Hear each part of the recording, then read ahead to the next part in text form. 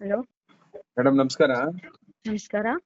ರಾಜಧಾನಿ ಟಿವಿಯಿಂದ ಮಾತಾಡ್ತಾ ಇದ್ದೀನಿ. ಬೆಂಗಳೂರು ರಾಜಧಾನಿ ಶ್ರೀನಿವಾಸ್ ಮಾತಾಡೋದು. ಹೇಳಿ ಸರ್. ಹೇಗಿದ್ದೀರಿ ಮೇಡಮ್? ಚೆನ್ನಾಗಿದ್ದೀನಿ ಸರ್. ಮತ್ತೆ ಏನ್ ನಡೀತಾ ಇದೆ ಮೇಡಮ್? ಪಾರ್ಟಿ ಈಗ INC ರಿಸೈನ್ ಮಾಡಿದಿರಿ ಅಂತ ಹೇಳಿ ವಿಷಯ ಗೊತ್ತಾಯ್ತು.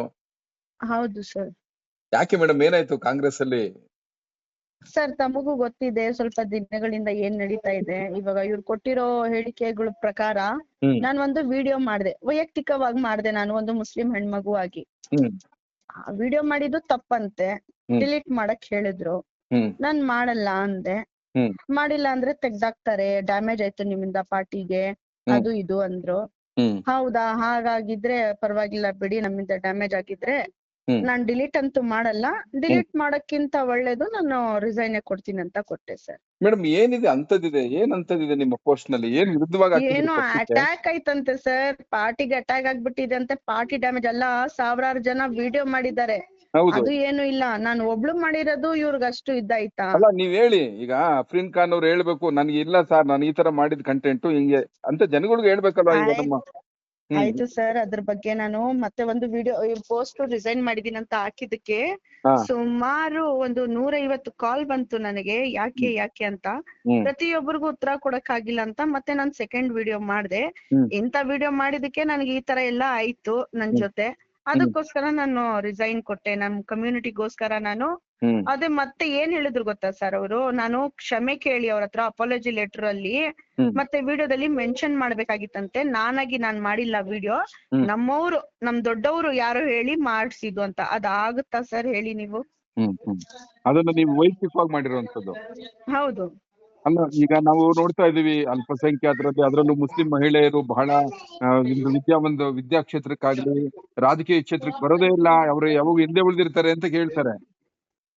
ಆಕಸ್ಮಿಕವಾಗಿ ನಿಮ್ಮಂತ ಕೆಲವೊಬ್ಬರು ಬಂದು ಏನಾದ್ರೂ ಅಲ್ಲಿ ಬೆಳವಣಿಗೆ ಏನಾದ್ರು ಕಾಣ್ಬೇಕು ಅನ್ನೋವಾಗ ಇಲ್ಲಿರೋ ಕಾರಣಗಳನ್ನ ಹೇಳಿ ಈ ತರ ಕಾಲ್ ಎಳಿತಾರೆ. ಸರ್, ನೀವು ನನ್ ಪ್ರೊಫೈಲ್ ಚೆಕ್ ಮಾಡಬಹುದು. ನಾನು ಡೆಲ್ಲಿಗೆ ಆಗ್ಲಿ ಎಲ್ಲೇ ಆಗ್ಲಿ ಪ್ರತಿಯೊಂದ್ ಟೈಮ್ ಅಲ್ಲಿ ಬಿಜೆಪಿ ಆಫೀಸ್ ಎದುರು ಹೋಗಿ ನಾನು ಪ್ರೊಟೆಸ್ಟ್ ಮಾಡಿ ಅರೆಸ್ಟ್ ಆಗಿ 5 ಅವರ್ ಸ್ಟೇಷನ್ ಅಲ್ಲಿ ಕುತ್ಕೊಂಡಿದ್ದೆ. ಡೆಲ್ಲಿಯಲ್ಲಿ 8 ದಿವಸ ಇದ್ದೆ. ಈ ತರ ಕಷ್ಟಪಟ್ಟು ಪಕ್ಷಕ್ಕೋಸ್ಕರನು ನಮ್ಗೆ ಈ ತರ ಅಂದ್ರೆ ಏನ್ ಮಾಡೋದು? ಫಸ್ಟ್ ನಮ್ ಮುಸ್ಲಿಂ ಸಮಾಜದಲ್ಲಿ ಹೆಣ್ಮಕ್ಳು ಹೊರಗಡೆ ಬರೋದು ತುಂಬಾ ಕಷ್ಟ. ಅದ್ರಲ್ಲೂ ನಾವು ಬಂದಿದ್ಮೇಲೆ ನಮ್ಗೆ ಈ ತರ ಎಲ್ಲಾ ಫೇಸ್ ಮಾಡ್ಬೇಕಂದ್ರೆ ನಾವು ಇಂಡಿವಿಜುವಲ್ ಆಗಿ ನಮ್ ಕೈಯಿಂದ ಎಷ್ಟಾಗುತ್ತೋ ಅಷ್ಟು ಮಾಡೋಣ ಅಂತ ಕುತ್ಕೊಂಡೆ ಸರ್. ಮೇಡಮ್, ಬಹಳಷ್ಟು ವಿಚಾರದಲ್ಲಿ ಮುಸ್ಲಿಮರು ಅಂದ್ರೆ ಕಾಂಗ್ರೆಸ್ ಅಂದ್ರೆ ಮುಸ್ಲಿಮರು.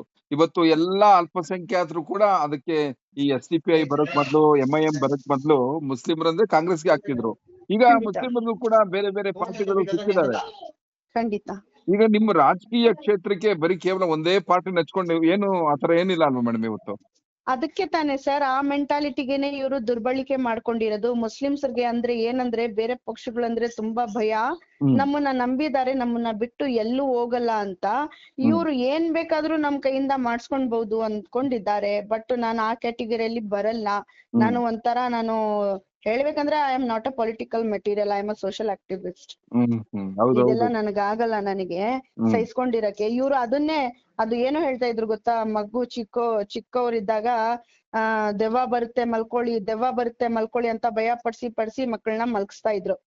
ಆ ತರ ಬಿಜೆಪಿ ಬಂದ್ಬಿಡುತ್ತೆ ಕಾಂಗ್ರೆಸ್ಗೆ ಹಾಕಿ, ಬಿಜೆಪಿ ಬಂದ್ಬಿಡುತ್ತೆ ಕಾಂಗ್ರೆಸ್ಗೆ ಹಾಕಿ, ಬೊಮ್ಮ ಬರುತ್ತೆ ಅಂತ ಹೇಳ್ಬಿಟ್ಟು ಇವಾಗ ಜನರನ್ನ ಯಾಮಾರ್ಸಿದ್ದಾರೆ.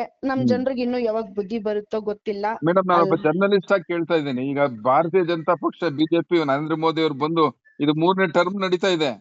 ಖಂಡಿತ ಸರ್. ಯಾರು ನನಗ್ ಗೊತ್ತಿರೋ ಮಟ್ಟಿಗೆ ಮುಸ್ಲಿಮರಿಗೆ ಯಾವುದೇ ರೀತಿ ತೊಂದ್ರೆ ಏನು ಅಂತದ್ ಆಗಿಲ್ಲ ಅಂತ ನಾನು ಅನ್ಕೊಳ್ತೀನಿ. ಬೆಂಗಳೂರಿನಲ್ಲಿ ನಾನು ರಾಜಾಜಿನಗರದಲ್ಲಿ ಇದ್ದೀನಿ, ಎಲ್ಲೂ ಕೂಡ ಆತರ ವಾತಾವರಣ ಎಲ್ಲೂ ಇಲ್ಲ. ನೀವೇನ್ ಹೇಳ್ತೀರಿ ಮೇಡಮ್ ಅವರೇ? ಖಂಡಿತ ಸರ್, ವಾತಾವರಣ ಇಲ್ಲ. ಆದ್ರೆ ಇದಕ್ಕಿಂತ ಮುಂಚೆ ಇದು ಹಲಾಲು, ಜಟ್ಕಾ, ಹಿಜಾಬ್ ಸಂಬಂಧಪಟ್ಟಂತೆ ಜನರಿಗೆ ಏನ್ ಮಾಡಿದ್ದಾರೆ? ಭಯ ಪಡಿಸಿದ್ದಾರೆ. ಆ ತರ ನಡೆದೋಗಿ ಏನಾಗಿದೆ ಗೊತ್ತಾ? ಬಿಜೆಪಿ ಪಕ್ಷ ಮಾಡ್ತೋ ಇಲ್ಲೋ ಗೊತ್ತಿಲ್ಲ. ಬಿಜೆಪಿ ಪಕ್ಷದ ಹೆಸರಲ್ಲಿ RSS ಅವರು, ಬಜರಂಗ್ ದಳ್ ಅವರು ಏನ್ ಮಾಡಿದ್ದಾರೆ? ಇದನ್ನ ತುಂಬಾ ಊಹಾಪೋಹಗಳು ಉಂಟು ಮಾಡ್ಬಿಟ್ಟು ಜನರಿಗೆ ಭಯ ಆಗ್ಬಿಟ್ಟಿದೆ. ಅವ್ರಿಗೇನಿದೆ ಹೇಳಿ? RSS ಬಜರಂಗ್ ದಳ್ ಬರಲ್ಲ, ಬಿಜೆಪಿ. ಇದನ್ನ ಬಿಜೆಪಿ ಅವರು ಕ್ಲಿಯರ್ ಪಡಿಸ್ಬೇಕು ಸರ್. ಅದ್ರಲ್ಲಿರೋ ಸುಮಾರು ಲೀಡರ್ಗಳು ಆತರ ನಡ್ಕೊಂಡಿದ್ದಾರೆ. ಅವ್ರು ಹೇಳ್ಬೇಕು, ನಮ್ಮನ್ನ ನಂಬಿ ನಮಗೂ ಒಂದು ಚಾನ್ಸ್ ಕೊಡಿ, ನಾವ್ ಅಂತವ್ರು ಇಲ್ಲ ಅಂತ. ಬಟ್ ಆತರ ಮಾತಾಡೋರು ಇಲ್ವಲ್ಲ ಯಾರು ಬಿಜೆಪಿ ಪಕ್ಷದಲ್ಲಿ. ಬಿಜೆಪಿನಲ್ಲೂ ಅಲ್ಪಸಂಖ್ಯಾತರ ಒಂದು ಘಟಕ ಇದೆ. ಮುಸ್ಲಿಮ್ಸ್ ಅಲ್ಲಿ ಅಬ್ದುಲ್ ಅಜೀಮ್ ಇದಾರೆ, ಬಹಳಷ್ಟು ಜನ ಇದಾರೆ ಅಲ್ಲಿ. ಅನ್ವರ್ ಮಾಡ್ಪಾಡಿ ಅಂತಿದ್ರು, ಅವರು ಇದಾರೆ ಅನ್ಸುತ್ತೆ ಅನ್ವರ್ ಮಾಡ್ಪಾಡಿ. ಸರ್ ಇದು ಏನ್ ಪ್ರಯೋಜನ ಸರ್? ಜನರ ಹತ್ರ ಅವ್ರು ತಲುಪಿಸ್ಬೇಕಾಗಿತ್ತು ಮಾಹಿತಿ, ನೀವು ನಂಬಿ ಅಂತ. ಅವ್ರಷ್ಟಕ್ಕೆ ಅವ್ರು ನೋಡ್ಕೊಂಡ್ರು, ಅವರು ಜನರ ಬಗ್ಗೆ ಯೋಚನೆ ಮಾಡಿಲ್ಲ. ಈಗ ನೀವು ಇಷ್ಟು ವರ್ಷಗಳಲ್ಲಿ ಇಷ್ಟು ದಿನ ಅದಕ್ಕೆ ನಿಸ್ವಾರ್ಥವಾಗಿ ಪ್ರಬಲವಾಗಿ ಹೋರಾಡಿ ಕೇಸ್ ಹಾಕಿಸ್ಕೊಂಡು ಇವತ್ತು ನೀವು ಕಾಂಗ್ರೆಸ್ ನ ಬಿಟ್ಟು ಹೋಗ್ತಾ ಇದ್ದೀರಾ. ಆದ್ರೆ ನಿಮ್ನ ಕೇಸೇನು ಬಿಟ್ಟಿಲ್ವಲ್ಲ, ಕೇಸ್ ಇದ್ದೇ ಇರುತ್ತೆ. ಅದು ಇರುತ್ತೆ ಸರ್. ನೋಡಿ, ಇದು ನಿಮ್ಗೆ ಗುರುತು, ಬಹುಮಾನ ನಿಮ್ಗೆ. ಹೌದು ನಿಮ್ ದೊಡ್ಡ ಬಹುಮಾನ, ತಾರೀಫ್ ಇದು. ಎನಿವೆ, ನಿಮ್ಮ ಮುಂದಿನ ರಾಜಕೀಯ ಜೀವನ ನೀವು ನಿರ್ಧಾರ ಮಾಡುವಂತದ್ದಾಗ್ಲಿ, ಒಳ್ಳೇದಾಗ್ಲಿ. ಯಾವುದೇ ಕಾರಣಕ್ಕೂ ನೀವು ಇಂಥವ್ರ ಮಧ್ಯದಲ್ಲಿ ರಾಜಕೀಯದಿಂದ ಹೊರಗಡೆ ಹೋಗೋದಾಗ್ಲಿ, ಆತರ ಸೋಷಿಯಲ್ ಆಕ್ಟಿವಿಟೀಸ್ ಇದಾರೆ, ಇಲ್ಲ ಅಂತ ಹೇಳಿಲ್ಲ. ಬಟ್ ರಾಜಕೀಯ ಅನ್ನೋದು ಒಂದು ಅವಕಾಶ ಮೇಡಮ್, ಜನರ ಸೇವೆ ಮಾಡಕ್ ಒಂದು ಅವಕಾಶ. ಖಂಡಿತ ಸರ್, ಅದೇ ಯೋಚನೆ ಮಾಡಿ ಆ ಪ್ಲಾಟ್ಫಾರ್ಮ್ ಗೆನೆ ಹುಡ್ಕೊಂಡು ನಾವು ರಾಜಕೀಯದಲ್ಲಿ ಬಂದಿದ್ದು.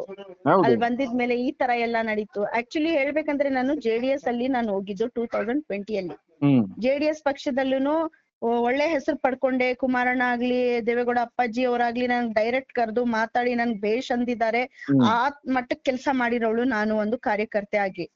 ಅದು ಏನಾಯ್ತು 23 ಅಲ್ಲಿ ಇವ್ರು ಅಲೈನ್ಸ್ ಮಾಡಿದ್ಮೇಲೆ ನಮ್ಗೆ ಏನಾಯ್ತು, ಬಿಜೆಪಿ ಜೊತೆ ಹೊಂದಾಣಿಕೆ ಮಾಡ್ಕೊಂಡ್ರಲ್ಲ ಇವ್ರು ಅಂತ ಮನ್ಸಿಗೆ ಬೇಜಾರಾಗಿ ನಾನೇ ಅಲ್ಲ ಸುಮಾರು ಜನ JDS ಬಿಟ್ರಿ.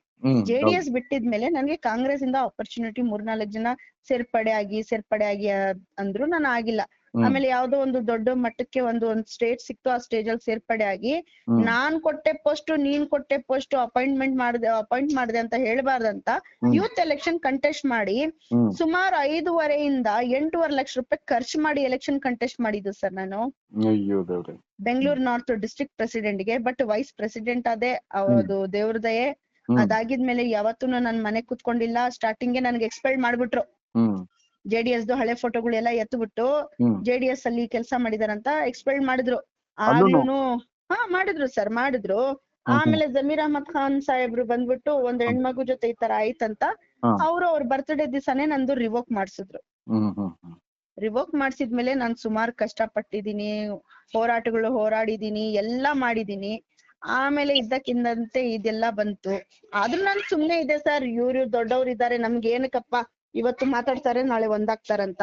ಬಟ್ ಇವ್ರು ಹೇಳಿಕೆಗಳು ಕೊಡ್ತಾ ಇದ್ರಲ್ಲ ಸುಳ್ಳು, ಸುರ್ಜಿವಾಲ ಅವ್ರು ಈ ತರ ಹೇಳೇ ಇಲ್ಲ, ಏನು ಇಲ್ಲ ಅಂತ.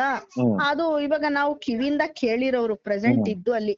ನಮ್ಮವ್ರು ಬೇರೆ ಯಾರು ಅಲ್ಲ ಸರ್, ನಮ್ಮವ್ರು ನಮ್ಮ ಮುಸಲ್ಮಾನ್ರ ಲೀಡ್ರೆ, ನಮ್ಮ ರಿಜ್ವಾನ್ ಅರ್ಷದ್ ಅವ್ರಾಗ್ಲಿ, ಸಲೀಂ ಅಹಮದ್ ಆಗ್ಲಿ, ಇವ್ರೇ ಇಂತ ಮಾತುಗಳನ್ನ ಹೇಳಿದಕ್ಕೆ ನಾನ್ ಬಂದು ವಿಡಿಯೋ ಮಾಡ್ದೆ. ಇಷ್ಟೆಲ್ಲಾ ಮಟ್ಟಕ್ ನಡೆದ್ರುನು ನಮ್ ಗುರುಗಳನ್ನ ಅಲ್ಲಿ ಅಪಮಾನಿಸಿದ್ದಾರೆ. ನಮ್ಮ ಉಲ್ಮಾಗಳು ಎಲ್ಲ ಕಷ್ಟಪಟ್ಟು ಎಲ್ಲ ಒಂದಾಗಿ, ಮುಸಲ್ಮಾನ್ರೆಲ್ಲ ಒಂದಾಗಿ ವೋಟ್ ಹಾಕಿದ್ದಕ್ಕೇನೆ ಇವತ್ತು ಕರ್ನಾಟಕ ರಾಜ್ಯದಲ್ಲಿ ಕಾಂಗ್ರೆಸ್ ಸರ್ಕಾರ ಬಂದಿರೋದು. ಇಲ್ಲಾಂದ್ರೆ ಬರಕ್ಕೆ ಸಾಧ್ಯ ಇರ್ಲಿಲ್ಲ ಅಂತ ಹೇಳಿರೋದು ನಾನು. ಅದ್ರಲ್ಲಿ ಎರಡನೇ ಮಾತೇನಿಲ್ವಲ್ಲ. ಅದು ಹೇಳಿರೋದು ತಪ್ಪಂತೆ ನಾನು ಪಕ್ಷದಲ್ಲಿದ್ದಿ. ನಾನು ಹೇಳಿದ್ರೆ ಇಷ್ಟು ನಾವು ನಾನೊಬ್ಬ ಸೋಷಿಯಲ್ ಮೀಡಿಯಾ ನಾನು ನೋಡ್ತಾ ಇದ್ದೀನಿ, ಜರ್ನಲಿಸ್ಟ್ ಆಗಿ ನಾನು ಕೂಡ ನೋಡಿದೀನಿ. ಕರ್ನಾಟಕದಲ್ಲಿರುವಂತ ಜನಸಂಖ್ಯೆಯಲ್ಲಿ ಬಹುಪಾಲು ನೀವು ಕೂಡ ಇದ್ದೀರಾ, ಅಲ್ಪಸಂಖ್ಯಾತರು ಕೂಡ ಇದ್ದಾರೆ. ಅವರೆಲ್ಲ ವೋಟ್ ಹಾಕ್ಲಿಲ್ಲ ಅಂದ್ರೆ ಕಾಂಗ್ರೆಸ್ಗೆ ನಿಜವಾಗಿ ಮತ ಬ್ಯಾಂಕ್, ಅದು ಕಾಂಗ್ರೆಸ್ಗೆ ವೋಟ್ ಬ್ಯಾಂಕ್. ಯಾವತ್ತು ಅದು ಮುಸಲ್ಮಾನರು ಯಾವತ್ತು ಜಾಗೃತಿ ಪ್ರಜ್ಞೆ ತಗೊಳ್ತಾರೋ ಅಲ್ಲಿವರೆಗೂ ಕಾಂಗ್ರೆಸ್ಗೆ ಅವ್ರು ರೆಡಿಮೇಡ್ ಫುಡ್ ಆಗ್ಬಿಟ್ಟಿದ್ರು. ಖಂಡಿತ ಸರ್. ಇತ್ತೀಚೆಗೆ SDPI, ಕೆಲವೊಂದು MIM, OWC ಅವ್ರ ಪಾರ್ಟಿಗಳು ಬಂದ ಮೇಲೆ ಇದು ಮುಸಲ್ಮಾನರ ಪರವಾದಂತ ಕೆಲವೊಂದು ಹಕ್ಕುಗಳು ಅಂತ ಕೂಡ ಹೋರಾಟ ಶುರುವಾಗಿದೆ ಈಗ. ಹೌದು. ಇದು ಮುಂದಕ್ಕೆ ಕಾಂಗ್ರೆಸ್ ಅವ್ರಿಗೆ ಮುಂದೆ ಏನಾಗುತ್ತೋ ಅದು ಬೇರೆ ಇದೆ ಸರ್, ಏನು ಇಲ್ಲ ಸರ್, ಪಾಠ ಕಲ್ಸ್ತಾರೆ. ಈ ತರ ಒಂದು 10 ಜನ ಹೊರಗಡೆ ಬಂದ್ರೆ ಅವ್ರನ್ನ ನೋಡ್ಕೊಂಡು ಹೋದ್ರೆ 100 ಜನ ಬರ್ತಾರೆ, ಅವ್ರನ್ನ ನೋಡಿ 1,000 ಲಕ್ಷಾಂತರ ಜನ ಬರ್ತಾರೆ, ಅವಾಗ ಗೊತ್ತಾಗುತ್ತೆ. ಇವತ್ತು ಕಾಂಗ್ರೆಸ್ ನಲ್ಲಿ ಮಾತ್ರನೇ ಅಲ್ಪಸಂಖ್ಯಾತರಿಗೆ ಹಕ್ಕು ಅಧಿಕಾರ, ಇನ್ನೆಲ್ಲೂ ಇಲ್ಲ. ಬಿಜೆಪಿ ಬಂದ್ಬಿಡುತ್ತೆ, ಬಿಜೆಪಿ ಗುಮ್ಮ ಬಂದ್ಬಿಡುತ್ತೆ ಅಂತ ಹೇಳುವಂತ ಕೆಲವೊಂದ್ ಜನಗಳಿಗೆ ನೀವ್ ಏನ್ ಹೇಳ್ತೀರಿ ಮೇಡಮ್? ನಮ್ ಮೀಡಿಯಾ ಮೂಲಕ ಏನ್ ಹೇಳ್ತೀರಿ ಅವ್ರಿಗೆ? ನಿಮ್ ಮೀಡಿಯಾ ಮೂಲಕ ನಾನು ಒಂದೇ ಮಾತು ಹೇಳೋದು, ಇಂಥವ್ರಿಗೆಲ್ಲ ನಾನು ಬಕೆಟ್ ಹಿಡಿಯೋರ್ ಅಂತ ಹೇಳ್ತೀನಿ. ಯಾಕಂದ್ರೆ ತನ್ನ ಸ್ಥಾನ ಉಳ್ಸ್ಕೊಳಕ್ಕೋಸ್ಕರ ಯಾವುದೇ ಹೇಳಿಕೆ ಕೊಡಕ್ಕೆ ಸಿದ್ಧವಾಗಿದ್ದಾರೆ. ಮಿಕ್ತವರೆಲ್ಲ ಕುರಿಗಳು, ಬಕ್ರಗಳು ಇವ್ರ ಎದುರಿಗೆ ಅಷ್ಟೇ. ಯಾರು ಇವ್ರು ಎದುರುವಾಗಿ ನಾವು ಇಲ್ಲ ಇದು ತಪ್ಪು ಅಂತ ಹೇಳ್ತಿರೋ ಅವ್ರಿಗೆಲ್ಲ ಇವ್ರು ಬೇಕಾದ್ರೆ ತೆಗ್ದಾಕ್ತಾರೆ, ನಮ್ಮನ್ನ ಈ ತರ ಧಮ್ಗಿಗಳನ್ನ ಕೊಡ್ತಾರೆ, ಈ ತರ ಮಾಡಿ ಅಂತ ಈ ತರ ಹೇಳಿಕೆ ಎಲ್ಲ ಕೊಡ್ತಾರೆ ಸರ್. ಮೇಡಮ್, ಲಾಸ್ಟ್ ಕೊನೆಯದಾಗಿ ನಿಮ್ಮ ಅತ್ಯಮೂಲ್ಯ ಸಮಯ ಕೊಟ್ಟಿದ್ದೀರಿ. ನಿಮ್ಮ ರೋಷನ್ ಬೇಗ್ ಶಿವಾಜಿನಗರ ಶಾಸಕರು ಖಂಡಿತ ಸರ್ ಇವತ್ತು ನಮ್ಮ ಈ ರೈಲ್ವೆ ಮಿನಿಸ್ಟರ್ ಆಗಿದ್ರು ಜಾಫರ್ ಶರೀಫ್ ಅವರು ಫ್ಯಾಮಿಲಿ ಮತ್ತು ಅವ್ರ ಮೊಮ್ಮಗ ಹೌದು. ನಾವು ದುರ್ಬಿನ್ ಹಾಕೊಂಡು ಹುಡುಕ್ತಾ ಇದೀವಿ ಮೇಡಮ್ ಇವತ್ತು. ಒಂದ್ ಕಾಲದಲ್ಲಿ ಅಷ್ಟು ಹೆಸರಿತ್ತು ಅವ್ರಿಗೆ, ಕರ್ನಾಟಕದಲ್ಲಿ ಅಷ್ಟು ಮಂತ್ರಿಯಾಗಿ ಕೆಲಸ ಮಾಡಿದವ್ರು ಅವರೆಲ್ಲ. ಏನು ಇಲ್ಲ ಸರ್, ಯಾವಾಗ ಒಂದು ಮುಸ್ಲಿಂ ಮುಖಂಡರಾಗಿ ಅವ್ರು ಗುರ್ಸ್ಕೊಂತಾರೋ, ಹ್ಮ್ ದೊಡ್ಡ ಮಟ್ಟಕ್ಕೆ ಬೆಳಿತಾರೋ, ಹ್ಮ್ ಅವ್ರನ್ನ ಯಾವ ತರ ಮುಗಿಸ್ಬೇಕಂತ ಇವ್ರು ಮಾಡಲ್ಲ, ನಮ್ದ್ರಲ್ಲೇ ತಂದ್ ಹಾಕ್ಬಿಡ್ತಾರೆ. ಏನಂದ್ರೆ ನೀನ್ ದೊಡ್ಡ ಲೀಡರ್ ಆಗು, ಅವನ್ ಆಗ್ಬಿಟ್ಟಿದಾನಂತ. ಇವಾಗ ಅದೇ ನಡೀತಾ ಇರೋದು. ಜಮೀರ್ ಅಹ್ಮದ್ ಖಾನ್ ಅವರು ದೊಡ್ಡ ಮಟ್ಟಕ್ಕೆ ಹೆಸರು ಮಾಡ್ಬಿಟ್ಟಿದಾರಂತ ಹ್ಮ್ ಅವ್ರ ಲೀಡರ್ಶಿಪ್ ನ ಮುಗ್ಸಕ್ ಹೊರಟಿದ್ದಾರೆ. ಅದಕ್ಕೋಸ್ಕರ ನಾವ್ ಮಾಡಿದ್ರೆ ತಪ್ಪಲ್ವಾ? ಹ್ಮ್ ಅವ್ರವ್ರಿಗೆ ಜಗಳ ಮಾಡಕ್ ಬಿಡಣ ಅಂತ ಹಿಂದ್ಗಡೆ ಬರ್ತಾ ಇದ್ದಾರೆ. ಯಾರು? ನಮ್ ಶಿವಾಜಿನಗರ ಶಾಸಕರು ಬರ್ತಾ ಇದ್ದಾರೆ, ಹ್ಮ್ ಮತ್ತೆ ಸಲೀಂ ಅಹಮದ್ MLC ಅವ್ರು ಬರ್ತಾ ಇದ್ದಾರೆ. ಈ ಹ್ಮ್ ತರ ಇವ್ರನ್ನ ಇದ್ ಮಾಡ್ತಾ ಇದ್ದಾರೆ. ನೋಡಿ ನೀವು ಹ್ಮ್ ಇತ್ತೀಚೆಗೆ ಬಂದಿರೋ ವಿಡಿಯೋಗಳು ನೋಡಿ ನಿಮ್ಗೆ ಗೊತ್ತಾಗ್ಬಿಡುತ್ತೆ. ಹೌದು. ಒಬ್ರು ಎದುರಾಗಿ ಇವ್ರೇ ಮಾತಾಡ್ತಾ ಇದ್ದಾರೆ. ಹೌದೌದು, ಖಂಡಿತ ನೋಡ್ತಾ ಇದೀವಿ. ಆಕ್ಚುಲಿ ರಿಜ್ವಾನ್ ಅರ್ಷದ್ ಅವ್ರನ್ನ ಯೂತ್ ಕಾಂಗ್ರೆಸ್ ಪ್ರೆಸಿಡೆಂಟ್ ಆಗಿದ್ದಾಗ ನಾನೆಲ್ಲ ಭೇಟಿ ಮಾಡಿದ್ದೀನಿ. ಆದ್ರೆ ಅವರು ಇವತ್ತು ಸ್ಥಳೀಯರೇ ಅಲ್ಲ. ಅವರು ಒಂದ್ ಕಡೆ ನಾ ಹೇಳ್ಬೇಕು ಅಂದ್ರೆ ಅವರು ಮೈಸೂರು ಮೂಲದವರು. ಅವರು ಖಂಡಿತ ಸರ್. ಇದು ಶಿವಾಜಿನಗರದಲ್ಲಿ ಸರ್ ಬಂದು ಪಾಯಿಂಟ್, ಇದು ಆಕ್ಚುಲ್ ಪಾಯಿಂಟ್ ಅಂತ ಹೇಳಿದ್ರೆ. ನಾನು ಸ್ಥಳೀಯರಲ್ಲ ಅವರು. ನಾನು ಅದನ್ನ ಓಪನ್ ಆಗಿ ಅವರು ಆಮ್ನೆ ಸಾಮ್ನೆ ಹೇಳ್ತೀನಿ ನಾನು ಅವ್ರಿಗೆ. ಅವರು ಸ್ಥಳೀಯರಲ್ಲ. ಆದ್ರೆ ಶಿವಾಜಿನಗರ ಜನರ ಪ್ರೀತಿ ಓಟು ಗಳಿಸಿದ್ದಾರೆ ಅಂದ್ರೆ ಆ ಜನಕ್ಕೆ ಪರವಾಗಿ, ಆ ಕ್ಷೇತ್ರಕ್ಕೆ ಜನವಾಗಿ ಕೆಲಸ ಮಾಡ್ಬೇಕು ಅವರು. ಅದ್ರಲ್ಲಿ ಇವತ್ತು ಆ ಜನಗಳನ್ನೇ ನಾವು ಇಲ್ಲ ಅಂತಂದ್ರೆ ತುಂಬಾ ಬೇಸರ ಆಗುತ್ತೆ. ಖಂಡಿತ ಸರ್, ಖಂಡಿತ ಸರ್. ಎನಿವೆ, ನಿಮ್ಮ ರಾಜಕೀಯ ಜೀವನ ಮುಂದೆ ಒಳ್ಳೇದಾಗ್ಲಿ. ಖಂಡಿತ ನಮ್ಮ ಮೀಡಿಯಾ ನಿಮ್ ಜೊತೆ ಇರುತ್ತೆ. ನಿಮ್ಮ ಸಮಯ ಕೊಟ್ಟಿದ್ದಕ್ಕೆ ಧನ್ಯವಾದಗಳು. ಥ್ಯಾಂಕ್ ಯು ನಮಸ್ಕಾರ. Sir, thank you so much. Rajadari TV, ಅಡೆತಡೆ ಇಲ್ಲದ ಪ್ರಜಾದಾರಿ.